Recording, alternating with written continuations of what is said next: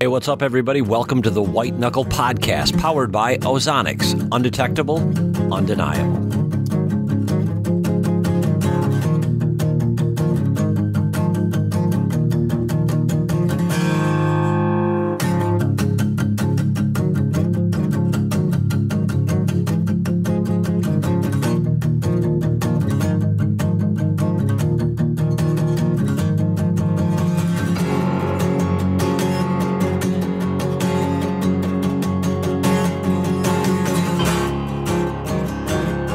Well, hey, everybody, thanks for tuning back into the White Knuckle Podcast. Before we get the show started, I wanted to say thanks to everyone for making our August the best August that we've had. It's only our first August, but it's the best month we've had, let's say, for the entire 2017 year. So we had an incredible amount of downloads, and it's nothing short of humbling to see that all of you are liking what it is that we're putting out. So just wanted to give you all a shout out and say thanks. I hope you continue to like the things that we bring here in the future. We took last week off for Labor Day because Todd was going to be out of town, and this week we're going to feature one of our newest team members. A couple weeks ago rather, we featured Donnie Monroe, one of our other new team members, and we'll continue to bring you our new team members throughout the rest of the podcast season. In addition to that, you'll likely see them on an upcoming web show. So I apologize for my cold. Hopefully you can all suffer through this interview. With that, let's get the show on the road and enjoy my conversation with Mr. Clint McCoy. Well, hey, everybody, welcome back to the White Knuckle Podcast. Today, Todd is absent yet again. He is probably floating down some body of water in the western half of the United States. I'm not 100% sure where he's at. But I am joined today by one of our new team members, Clint McCoy, from somewhere in Illinois. Clint, how's it going tonight? Hey, good. Thanks for having me. Hey. Doing good. Happy to have you. I guess first tell us a little bit about yourself. What's your deal? What's your story? Well, there is a story, I guess. I grew up in a little town called Palestine. It's kind of down on the southeast portion of the state, right along the Wabash. We're right across the river from Vincennes, Indiana, down here. I grew up on my family's dairy farm, and my folks still milk about 120 Holsteins twice a day, every day. I'm still doing it the hard way. But I actually went to school went to junior college here at in Vincennes, called Vincennes University, and fellow team member Donnie Monroe actually is a fellow VU alumni. Go Blazers! And decided to go ahead and pursue veterinary school, and so I went, after I transferred out of Vincennes, I went to University of Illinois for 6 long, arduous years, and finally graduated through in 2005 from their veterinary school up there. So I'm in private practice now. See mostly dogs and cats, but still do a little bit of horse work and cattle work and stuff like that. But life is good. Life is good. Can't complain. So you're a veterinarian, and did I hear you say it took you 6 years to get through that portion of school? Is that correct? Well, eight total. If you count 2 years at VU and 2 years undergrad, and then 4 years through their veterinary program up there at U of I. So yeah, eight total. It's a long haul. Yeah, that's you're essentially you are a doctor. You're just you're not fixing people. You're fixing animals. Tell us a little bit about how you became a hunter and what it is that your specialty is. I guess I know what one of them is, and we're going to talk about that here in a little bit. But yeah, so my dad, being a dairy farmer by trade, didn't have a whole lot of time to spend in the woods with us when we were younger. So actually my mom's brother, her youngest brother, had been my Uncle Michael, actually started taking me to the woods with him when we were younger. And I like some of the first early deer memories really come from going to the timber with him when I was probably 10 or 11, started around there with him. And that was back when, the deer populations in Illinois were actually pretty good then. And they still are pretty decent to this day. But I started going with him on some firearm hunts, and our firearm seasons are pretty limited here in Illinois. We only get we only get 3 days one weekend and 4 days a couple weekends later for a grand total of 7 days worth of gun season. And I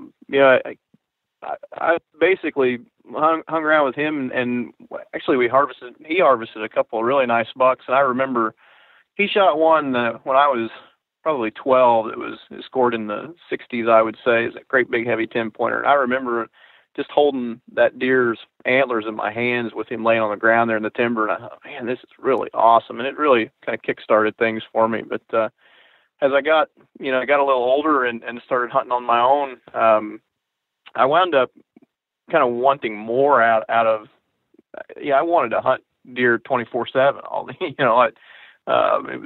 It was started to get ate up with it. And finally made the transition to archery simply because we had so many more days you could go afield and pursue them. So I basically started bow hunting deer in probably 98, 99, somewhere around there, and been doing it ever since. And just absolutely dig it. We don't just do it on the weekends. We really between my wife and my stepson and I, Troy and Colleen and I, we really put a lot of time and effort into it, and it's really kind of a family affair for us anymore. We really get a kick out of it, and you can never learn too much about them. And when it comes to chasing whitetails, it's just, for us, it's just a matter of just a complete enjoyment out of it. We really, really get a lot out of it, and it really enriches our lives, and we just kind of live the lifestyle, so to speak. But I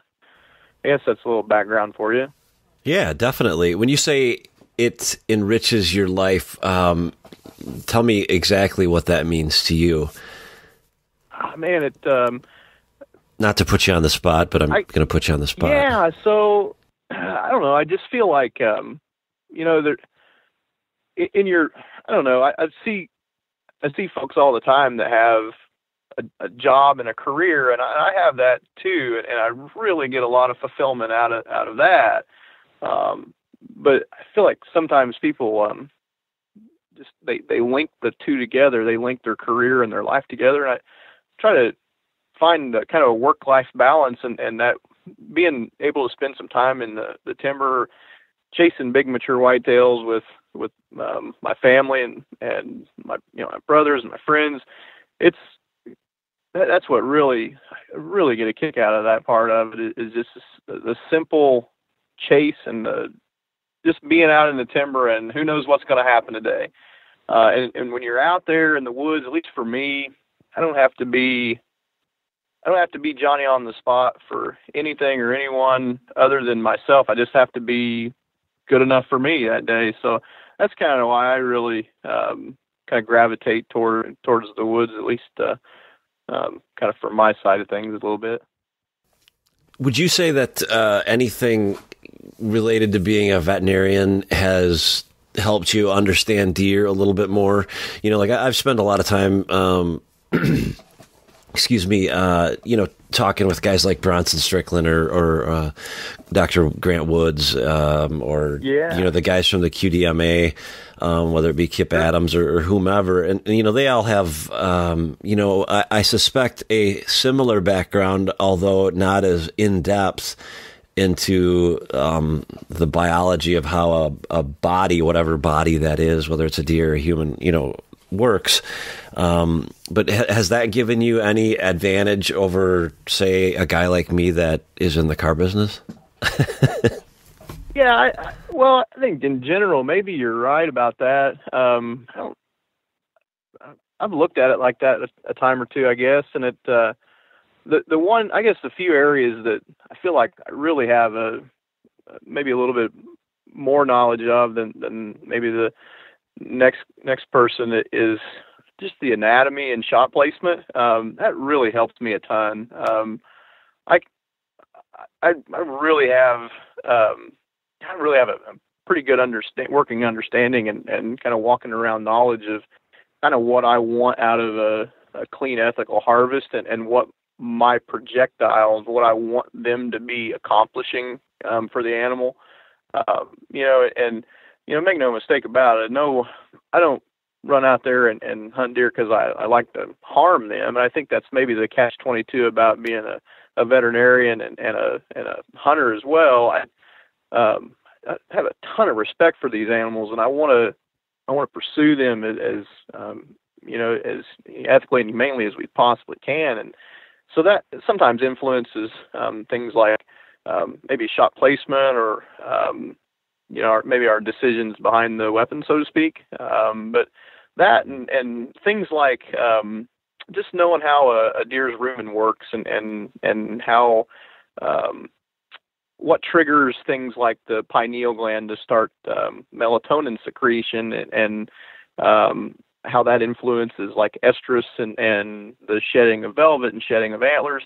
So there's a handful of things that I maybe have learned through the collegiate aspect of veterinary studies, I guess, that a lot of people maybe aren't privy to, or I guess they are. They just don't get it in formal training, so to speak. But that another thing that tend to maybe have an advantage over it is just what is a blood trail telling me? Like when you think about just simple blood laying on the ground, I start thinking about things like I'll give you an example. We were once tracking a buck that my brother shot, and I noticed of course, it was one of those late night track jobs, and we were wondering if we weren't going to maybe bump him.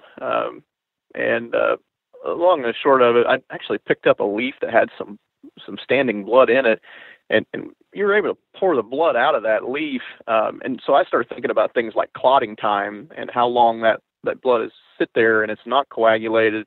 That means we're right on the tail of this thing. So we absolutely backed out, didn't want to see that. And of course we went in and found him the next morning. But, so I guess there's a handful of things that maybe come into play there that maybe some folks don't maybe have a lot of formal training on that I guess I do, but I consider myself pretty lucky when it comes to that. Right. Let's back up and talk about that for a second. There's two topics that you mentioned. One is anatomy, and the other is, I guess maybe it goes hand in hand with anatomy, and that's the blood trail. The blood trail is like at the tip of my tongue, so I'll ask about that first. What tips would you give folks that don't have an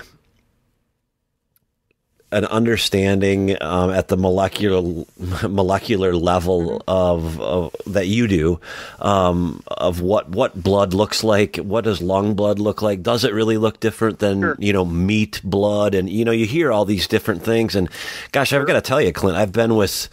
I have a friend. His name is Dan, and like that guy is like.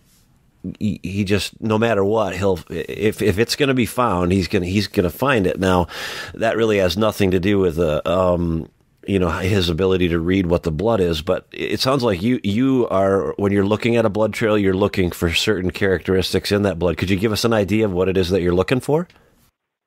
Yeah. So, when it comes to everybody likes to look for bubbles in their blood when it comes to lung blood, and sometimes that's true, and sometimes I don't know. Sometimes I think maybe that's a over the top maybe misconception. You definitely do get some bubbles in lung blood, but what I want to see in a quote lung blood hit is I want to see some actual like thickness or consistency to that blood. You're not always going to find great big like dish soap bubbles in that blood, but when air passes through those alveoli and those capillaries in that chest, it'll kind of froth that blood up more so than make kind of great big old dish soap bubbles, so to speak. So it kind of reminds me of the consistency of like that great stuff spray foam that comes out of the can for like window insulation, it kind of has that thick, viscous appearance to it. And of course, most lung blood, if most lung blood is going to be super bright red.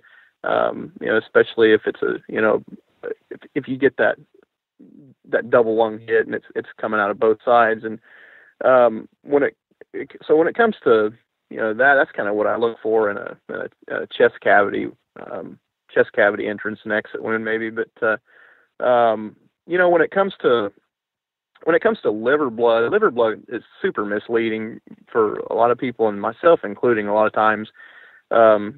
Especially when you're getting like maybe a quarter away or quarter towards shot where your projectile went through as a 2-cavity hit, went through the thorax and through the abdomen, and you've got that diaphragm that's in the middle, and it kind of maybe muddies the waters of your blood trail a little bit.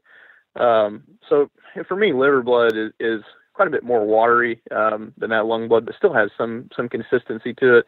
And oftentimes if you're seeing lung blood too, it's kind of a darker drab red than it is a little bit brighter cherry red. But of course, and everybody knows about, kind of what I would consider caudal hits and towards the paunch, and you can get trapped up into like different smells that are on your arrow, different like greasy textures that are on your arrow. It's more of a texture thing for me than it is like an actual like a color a lot of times with a further back hit. And then kind of you made a mention about meat hits.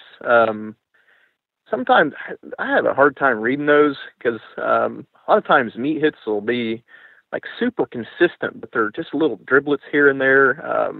And kind of depending on what you hit in the muscle structure itself can be really misleading. If you hit, say an external artery there, kind of along the abdominal wall, boy, that blood spray that's coming out of that artery can really look misleading. But essentially you're just clipping a superficial artery there, and it can really look like pretty consistent, lung blood there on those, but those trails will just go on forever. So by and large, if you're following a really consistent blood trail that's like that, and if you think you've shot him in the lungs, they of course should be down within, on average, and for at least for a double lung hit for us, we're seeing them go 100-yard stops, sometimes 150 for a bigger animal. But those meat hits can be a challenge to track, at least for me anyway. But I guess there's a few things about blood trailing and stuff.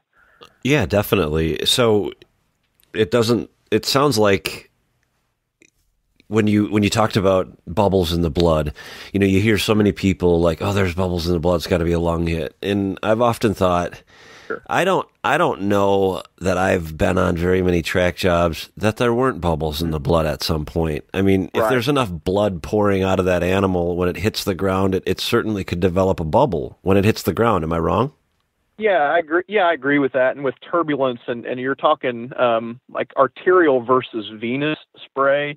So, like on average, venous blood shouldn't have very many bubbles in it at all. It's carrying oxygen back to that heart, or excuse me, it's carrying blood away from the body back into the heart to be reoxygenated. So, in a venous hit, you really shouldn't see a whole lot of bubbles. But when you look at an arterial hit, it's coming out at high velocity, and there's some oxygen in that blood. So, by and large, I feel like you're right on point with that. You're going to see some, quote, bubbles in the blood. So what I tend to look for, if I want to confirm a lung hit, I want that like almost like cotton candy froth, that I'm seeing. It's less like I said, less dish soap, even less dish soap bubbles, and more like a foam consistency. And that tends to be a pretty good indicator that, you made a pretty good hit on the animal. But, okay, you're right on point with that. That makes more sense. If I'm trying to think of something, but yeah, frothy would be the best word to use, because we've all come up to a deer that we've harvested, and there's a whole bunch of frothy deliciousness on the outside of the cavity of that deer. Yep. And that's when you hit them in the lungs. You mentioned, a couple things that struck a chord with me. because I've struggled over time, and definitely gotten better in my in the later years in life here. The later years, that sounds really bad. Sounds like I'm going to die. I'm only 44, so 45 next week, but who's counting? You mentioned anatomy. Right. Is there anything that, I feel like I know what deer anatomy is, and then I look at a 3D target and I'm like, these guys are screwed up. This ain't no 12 ring. Sure. That's not, I think a high double lung hit, well, okay, forget about the high. Just a double lung hit is money in the bank. Am I wrong? Is there anything that you could shed some light on there for us? Yeah, when it comes to, I'll tell you the type of hit that everybody likes, that classic broadside 10 ring or 12 ring. That you're shooting for both those lungs. I feel like the quickest way, if you look at, I feel like the quickest way to see an animal fall from the tree is that classic bilateral, complete pass-through, double lung, pneumothorax. Those lungs will collapse, and the animal actually falls not because he's dropping blood that rapidly. It's because his lungs can't expand, and he essentially passes out before he essentially taps out. So a lot of times with anatomy and your kind of the projectile for whatever your setup, whether it's your bow or your kid's bow or your wife's bow or whatever, I feel like we probably should be pursuing that double lung as our 10 ring, quote unquote, than just a simple quote lung hit. I feel like that complete pass through is really what can make the big difference between a humane kill and an animal that's what I call a one lunger. And everybody's had those experiences where they look like they make a good shot, don't get a complete pass through. Maybe it's a two cavity hit, again, whether it's quartered towards or quartered away. And you get one of these one lung deer that'll just absolutely run for miles, and some will even survive it, which is amazing to me in some cases. But I feel like they're, in today's market of like big cutting diameter broadheads, and everybody's talking about entrance and exit wounds, and the size of those as it relates to how good your blood trail is, quote unquote. I feel like we really need to pay a lot more attention to just getting that arrow completely through that animal with the setup that you have, and what that bow will do. That's for me. That's what I consider my goal, is to get a complete pass through on that animal every time. And of course, you made mention of kind of the placement of those 10 rings or 12 rings or what have you. I feel like a lot of people that I shot with before, actually, like my wife and stepson, for example, I did kind of just basically taught them how to hunt in recent years. And I feel like they're always wanting to hold off that quote unquote shoulder mass, that big thick shoulder that you can see walking through the timber at you. There's a lot of muscle in that shoulder. And if so, anatomy wise, what I look at in a broadside animal is shoulder blade to the humerus. It kind of makes a C shape, or a reverse C shape, depending on what side you're looking at the animal. And I try to thread right through that C. And essentially what you're trying to do there is actually make the impact in that tricep muscle area that kind of extends from the back part of that shoulder blade all the way down to their elbow. And that is absolute dominant money. You're going to watch that animal fall 9 times out of 10 with a shot like that, especially if you get a clean pass through. Yeah, and we've all. I'm just trying to, replay a couple scenes in my mind where I've actually, had the luck of watching the deer drop, and when you started to talk about that perfect double lung hit, and I remember a buck I shot a long time ago, actually on some land that wasn't public at the time. It is public now, and I'll be hunting it again this year. I shot a deer, and it was the first deer that I ever shot as maybe a 25-year-old. I shot him, and I'm like, wow, he came up on me so quick, and I hit him almost, perfectly, and he maybe stepped away 20 yards and stopped, and you could just tell immediately that the lights were out. He was dead. He didn't know it. Yep. And then all of a sudden he just tipped over. So it'd be fair to say, in your opinion, then, that double lung broadside hit is probably the best that you could ask for. How do you feel about quartering two, quartering away? I mean, quartering away is a little... So with quarter... Go ahead. Yeah, so when it comes to the quartering angled shots, everybody really likes that quartering away shot, and I tend to like it too, because if you think of the lungs as kind of a conical shaped organ, the largest part of the cone is towards the tail end of the animal. And so when you're quartered away, that lung cone is broadest towards you at that point, which is great if you can get your projectile up through there. And so, again, I feel like that, the old momentum and kinetic energy talk gets talked about a lot there. So I like the idea of quartering away shots. I'll tend to, as a general thumb rule, I line up that sight pin for that off shoulder where I want it to come out, and let it rip. And when it comes to like quartering two shots, and they're tricky. And most of the time I tend not to take those, unless the angle's right. I feel like a lot of those quartering two shots wind up with either a one lung liver, or just simply one lung. And again, those are kind of tricky to pull off, because you got that mass of the shoulder blade and humerus there just blocking that tin ring. Those equal to, like, when you get either one of those quartering scenarios, whether it's the more favorable away or the toward, you typically wind up with a two cavity hit. And those are kind of tricky, I feel like, because you're not, if you're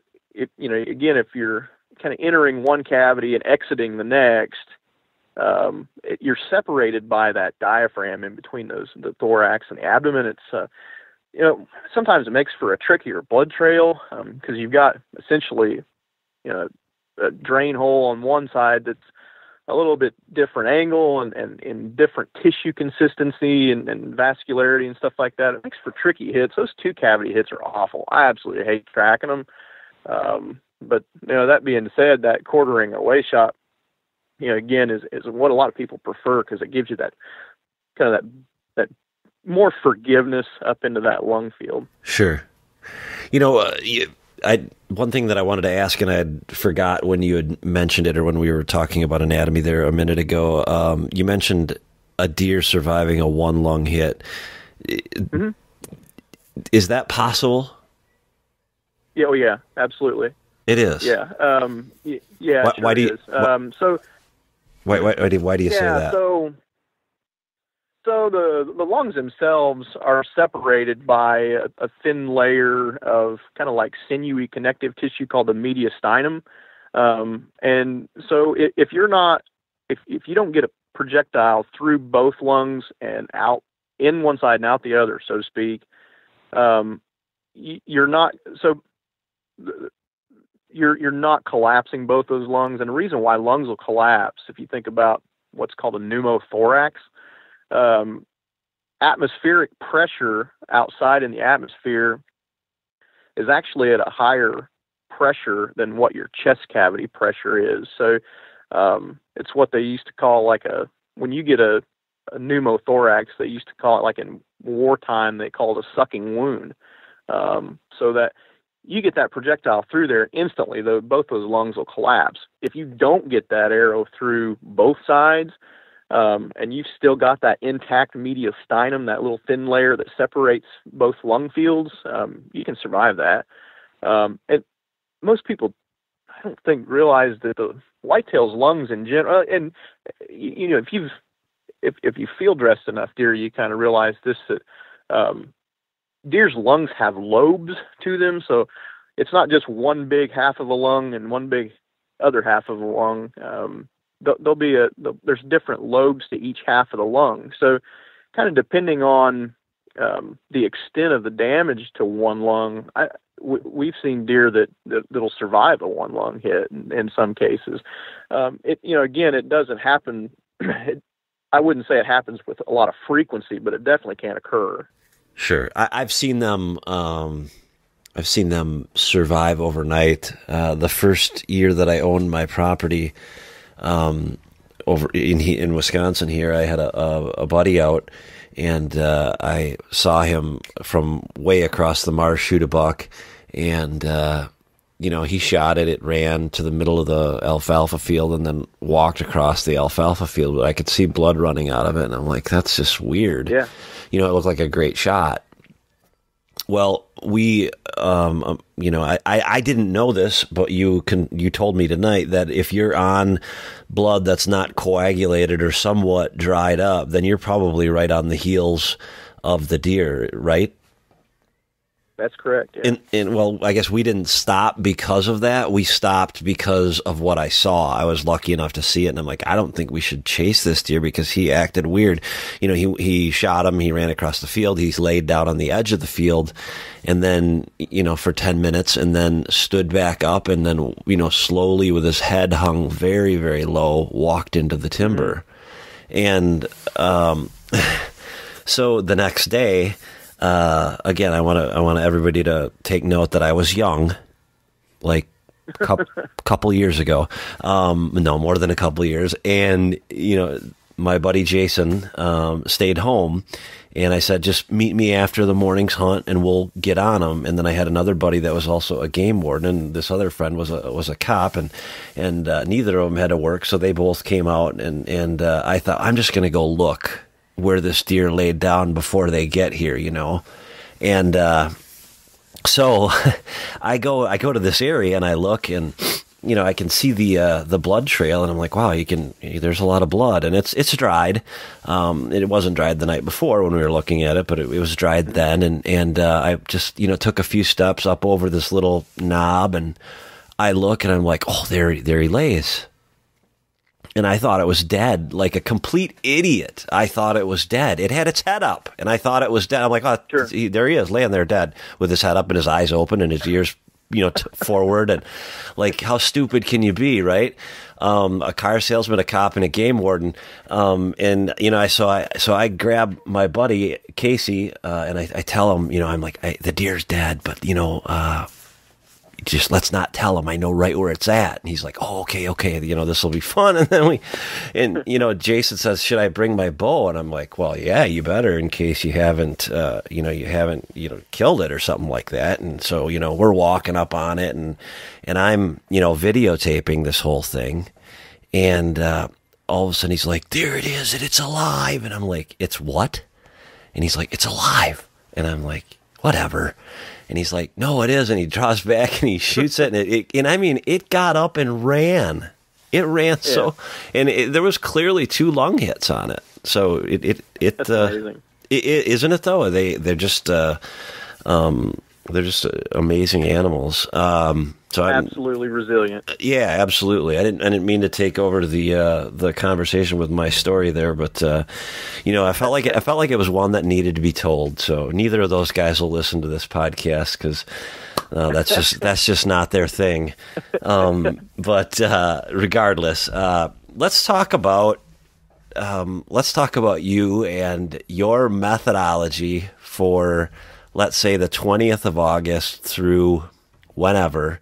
How is it that you're you've told me about it, and if you could just go through it for our listeners. I know we'll probably see it on a White Knuckle web show episode, but what is it that you feel like you've got narrowed down to a science in terms of your trail camera pictures? I don't know that it's a science per se. I feel like it's about maybe about 80% theory, and like maybe 10% luck and maybe another 10% that actually is founded good, like scientific theory and practice. So it really could be all BS is what you're saying.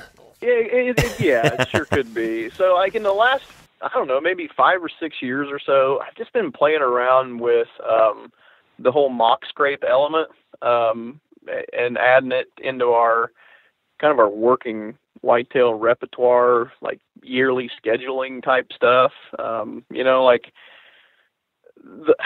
I don't know how or why. I guess basically how I got started on doing this was, of course, when we started running more and more trail cameras. And one of our favorite tricks was to find an active scrape,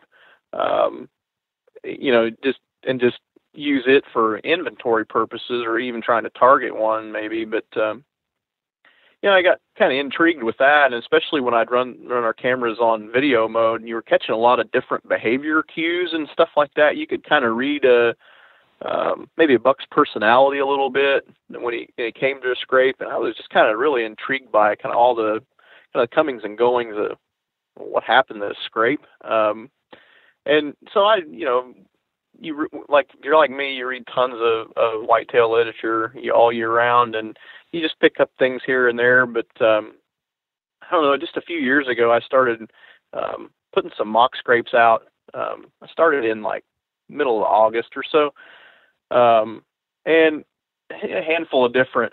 I just had a handful of different scrape sites at that time that I was monitoring, and wound up getting some really, really pretty neat both video and stills. And long and short of it, I actually wound up shooting a really nice, maybe he's probably in the mid-50s. I haven't scored him or anything, but he was actually standing in one of my scrapes working the licking branch that I'd put up, and I shot him on like the 15th October, which is pretty early for us here in Illinois. And when that happened, man, the light really kicked on. Like, man, this can really work. It's just about a matter of trying different things.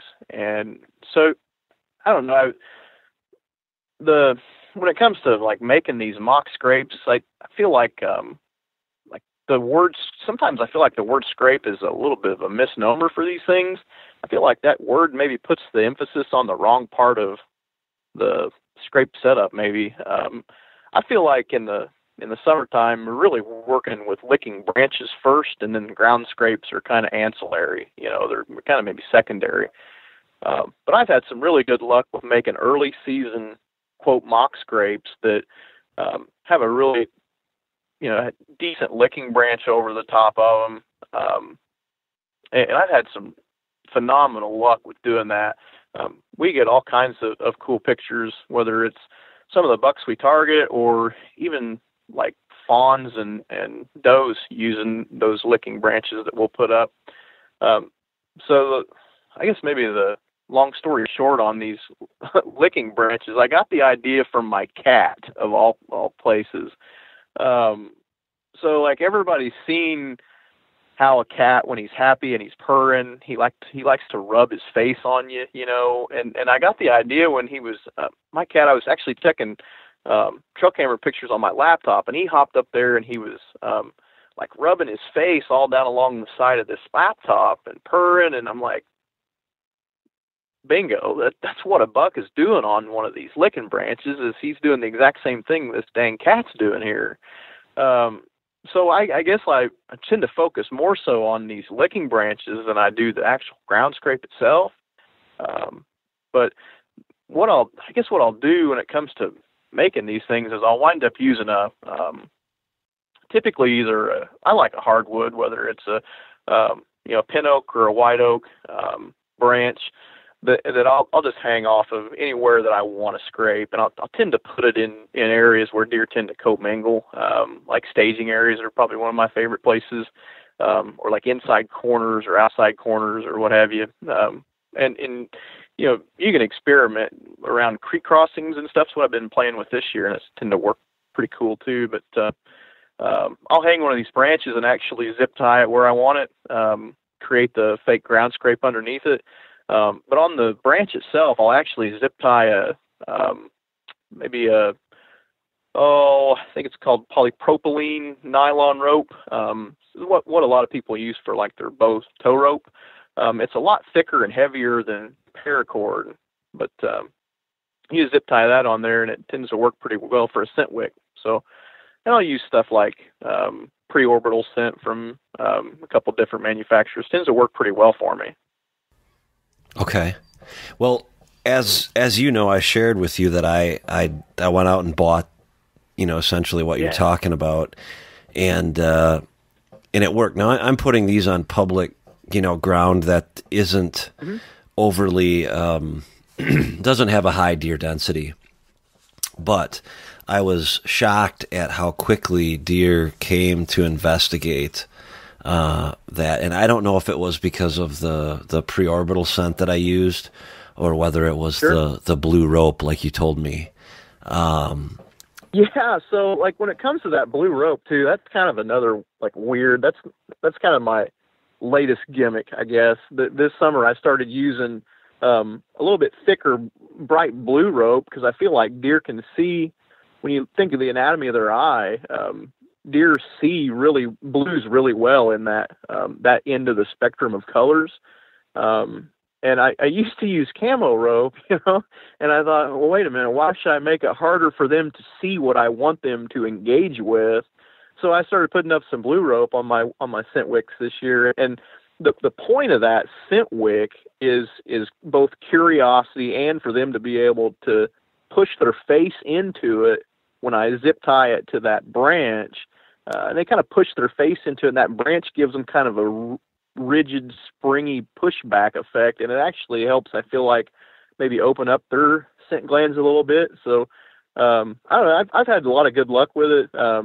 I'm still playing around with it. I don't know that there's one right or wrong way to do it, but one of the things I really like to do is like when I know I'm going to be in a certain area to hunt, and I've got a dynamite spot, I'll just sweeten the pot a little bit and put a couple of mock scrapes out within, a chip shot distance of the stand. And sometimes it works. So, if it worst case scenario, I don't think it's going to harm anything. Worst case scenario is you're going to put in a little bit of work and effort, and you're not going to get any results. But man, I feel like it can really work well. Well, it definitely has worked well for me. I can't say it. I can not deny or confirm that the blue rope has anything to do with it, but I can tell you that that it certainly I feel like it does. If nothing else, with my Spartan cameras, even an hour away, I've got one that I just put up on Tuesday, and it hasn't had a buck come by it yet, but every doe that goes up to it they go right exactly. Yeah. Excuse me.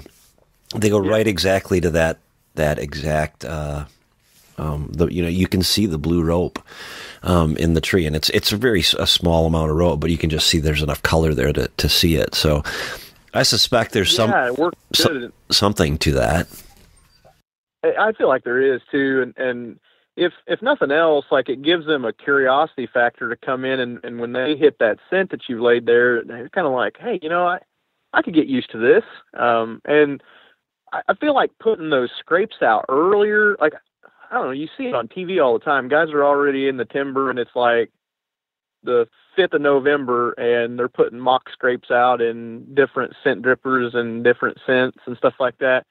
And man, I feel like by then the bucks that are in that area are already have established where they like to scrape, and they've got their scrape lines. And heck, during that time period, they're worried about breeding does versus making a lot of scrapes. And I don't know if you guys find this yourself, but like during that November time period, I feel like my scrape cameras tend to die off a little bit when it comes to activity then, and it makes sense. They're not near as interested in piddling around making scrapes. But I feel like getting those scrapes out early, if you hack into that travel behavioral cycle of them early in the summer, by the time velvet peel happens, if you're still getting pictures of a velvet shed buck over one of your mock scrapes, or maybe an existing scrape that you've kind of kept fresh, so to speak, man, you're in the chips. Like you can really make some headway there, especially if they're showing up on those with any kind of daylight left. Really? So you're saying that you feel like if you can essentially keep them around once they've shed, then you're in the money for the rest of the year? I feel like that tends to be the case. Yeah, well, in that October to breeding phase time period, yeah. You'll read it all the time in magazines that like some people really believe in hunting over scrapes, and I feel like the vast majority of people that really hunt whitetail aggressively, they tend not to hunt over scrapes because their cameras tell them that most of the scraping activity occurs at night. Yeah, it does. And those are those field edge scrapes and stuff that seems like I get a lot of nighttime scraping activity. But I just pulled a card today on one, a mock scrape that I've kept up since about the third week of June. And I've got 4 different shooters on it, and 3 of the 4 are in daylight hours. I'm talking broad daylight. So I feel like if you can hack into that, that normal territorial cycle and get them used to using those mock scrapes, I feel like you can really make headway there. Yeah, definitely. I can't disagree. So do you spend a lot of time hunting those up until a certain date? What's sort of your let's do this. Let's go through what's your game plan, from here forward. I know you mentioned that you're possibly going to hunt Kentucky, because it sounds like you're relatively close to that. What's the season look like from 50,000 feet above for you? Well, the kind of a broad level overview, we were going to hunt Kentucky's opening weekend, and actually we actually didn't get to go because the county we were going to, we have gone to in the past, got remnants of Hurricane Harvey, and it was a disaster down there. They got like 8 to 12 inches of rain, and spots where 1 to 2 inches won't let you get to where you want to go, so we didn't even wind up going. But I feel like in October, I tend to focus on some of those more daylight active bucks that maybe we have some history with. I've got one buck in particular that I really am intrigued by him and really would like to try and pursue him in October. I feel like I've got a pretty good chance at him. We just to give you an idea on this deer's age, we started calling this deer Bad Grandpa in 2013, I believe, and he's still alive. I don't know how old this deer is. I feel like conservatively he's minimum 8 years old, if not 9 or 10. I know I've never been able to chase one this old. Now, when it comes to his rack, he's not going to score much. I think he'll make Pope, and that's about it. But he is absolutely ancient, and he's whipped us before more times than not. But I feel like we can really maybe crush in on him super early and just make a go at it. I'd really like to get a crack at him. I've got some pretty decent velvet footage of him and stuff too, and he's starting to work my mock scrape, believe it or not. So maybe I'll get a chance at him. But when it comes to when I tend to have one buck that I'll target for October, and really focus hard on him and let some of my more hectic rut time stands sit and just stay out of them till the time is proper. And there are some bucks that we've got that are super nocturnal around my folks' dairy here. We've got one in particular that's a ghost. I've never laid eyes on him in daylight, and the time to hunt him is going to be when he's vulnerable in the first week or two of November, around maybe Halloween through middle of November, right before our gun season starts. But by and large, we tend to focus on our main events, so to speak, towards the tail end of October. But it's always nice to have some burner stands, we call them, for October hunts, because I don't know if you're this way, but if it's October and I have time after working at the office every night to hunt, I'm going to go do it. I can't stay out of the timber. I mean, you're not going to kill them if you're sitting at home or in your truck. So you must be present to win. Yeah, well, absolutely. And there's kind of like a door prize. Exactly. Just exactly. And that's always a tough call. I think everybody's situation is a little bit different. I think in the past I may have hurt my chances because, I've got access from, the private ground that I had. I have access from the north. And I could, come in from the east, but I'm going to spook deer on the east side then. And I could come in from the west, but I'm going to spook deer on the west side then. So for me, it's a little bit different, but I think this year, I've committed to hunting public and may never go back to hunting private. I don't know. I think Wisconsin's got a unique situation for the time being, and provided the government sees fit to, continue to fund this whole thing that they're doing, I'll see how the experiment works. I can tell you that I am going to be able to enjoy the opportunity to burn out a stand or, blow a stand if I need to, because I've got 23 spots. And I can't narrow it down any farther than that. What I can tell you is that Tuesday, I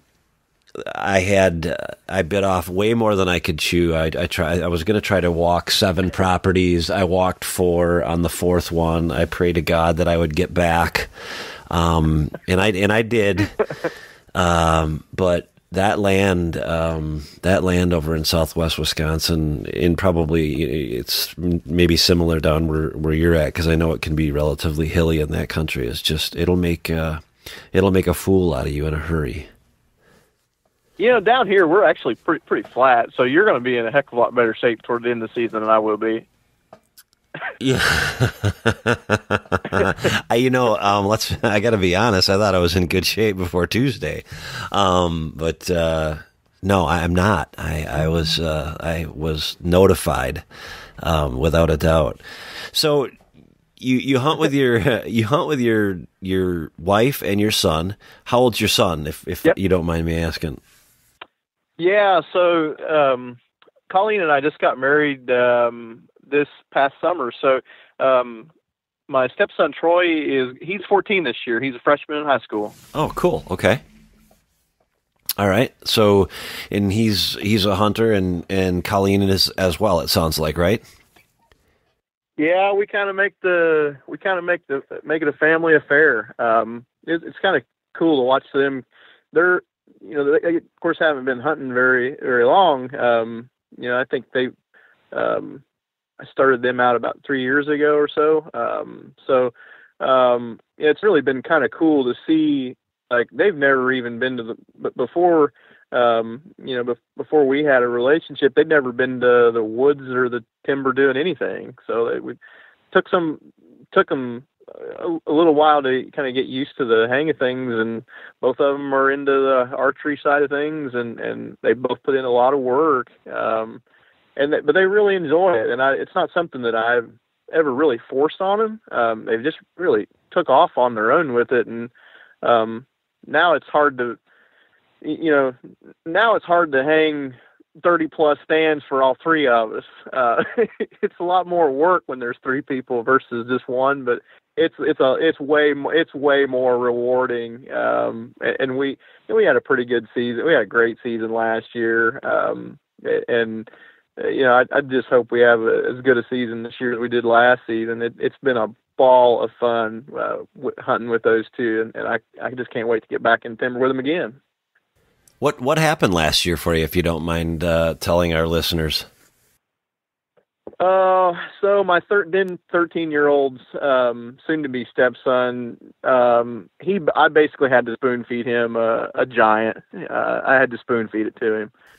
He'll kill me for saying that. He actually, so he actually shot his first pope deer with a bow, like the first week of October.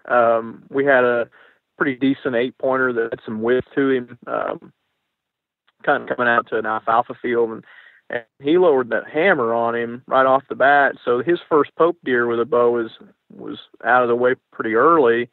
I was hunting a really big deer that, we were really trying to harvest him. Had a couple of years of history with.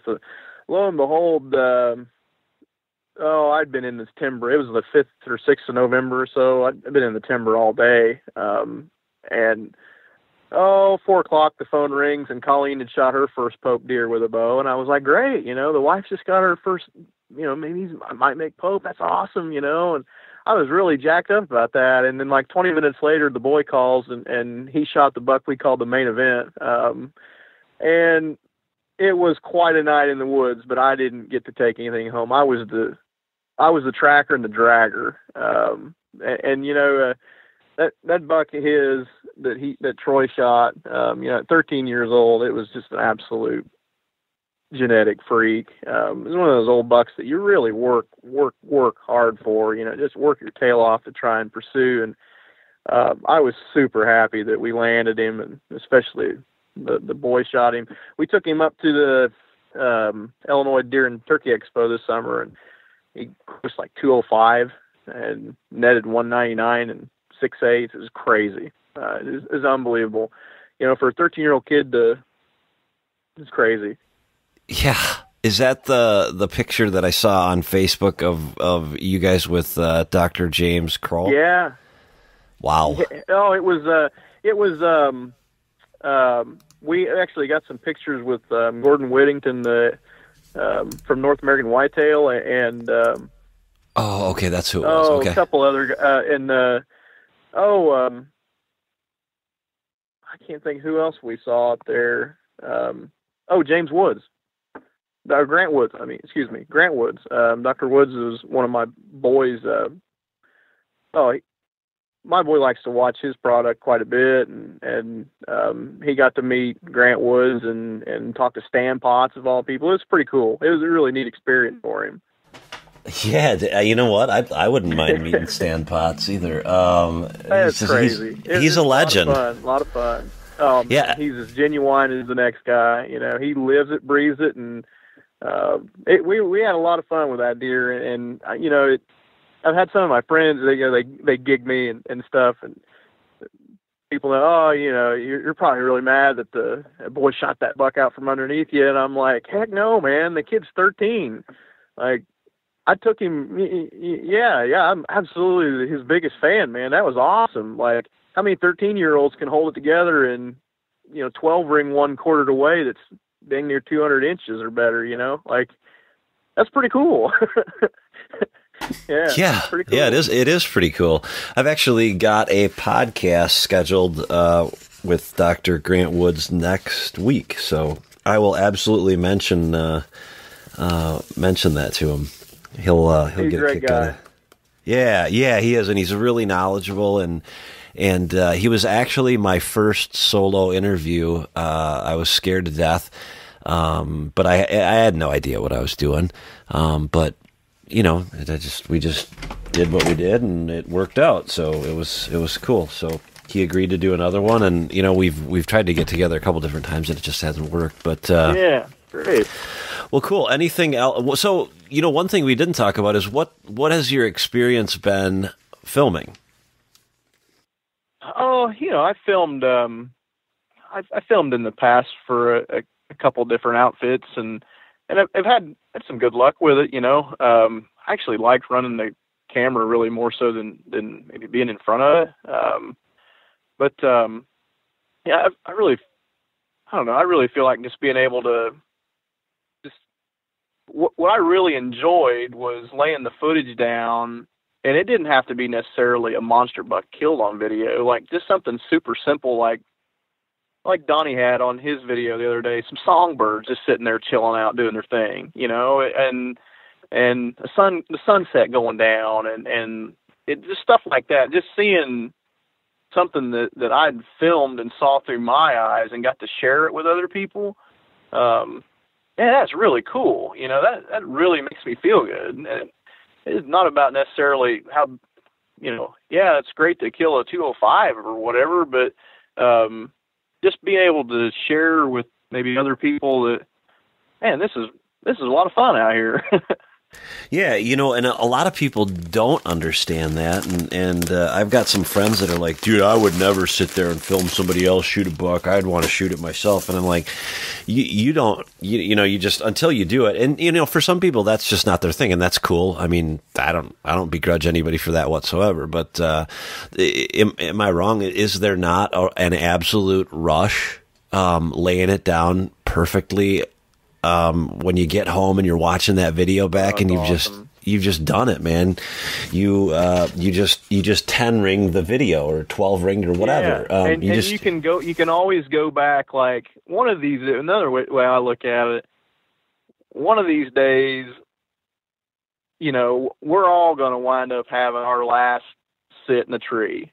We're all going to, and man, it's when you capture that moment and you can have that moment in time with you until the day you are no more. Well, that's really cool. You can go back and look on it, and you can show your grandkids, old timer. Right. And if your kids are as young as mine was when I started this, they think you're a big deal. Yeah. Until they turn 16, yeah. And then they realize that you're not a big deal at all. Right.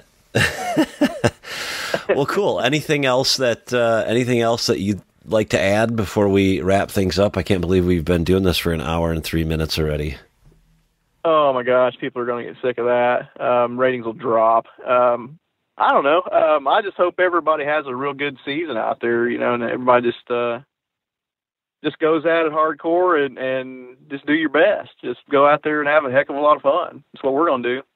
Absolutely, yeah. And Todd has always made a point of saying it at any of our meetings, and I couldn't agree with him more. If you're not having fun, then just don't do it, because it's not worth it. It's not worth the trouble.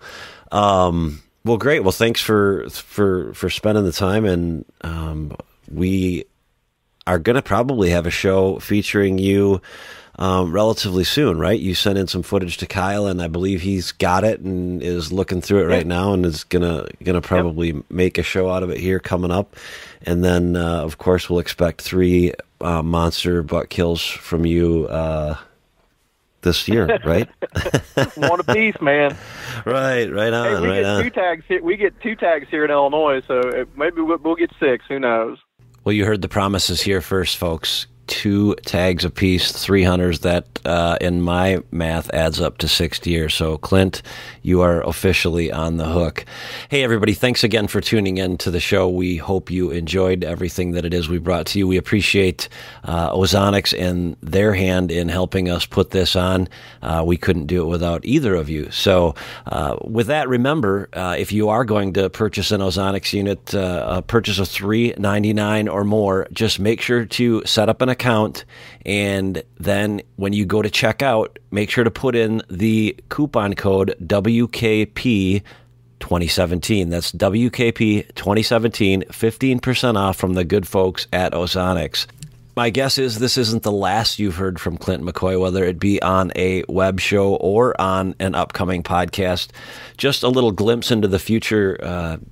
We didn't know it at the time, and through our conversation, Clint shared something pretty groundbreaking, we'll call it, with me in terms of how he is able to determine wind currents, and they're not with the use of milkweed seed. So pretty interesting. We'll leave that in the bag for either a video or an upcoming podcast. Clint also shared with me that he did a case study while at the University of Illinois, and they studied the effects of ozonics on swine herds. And the reason they were doing this is obviously in an effort to keep the odor that a swine herd can emit. If any of you who have ever been around a a swine farm, you know exactly what I'm talking about. So it'll be interesting to hear about ozone and its role in diminishing, eliminating the swine odor, and whether they were able to accomplish that in his case study. So look forward to that in the future.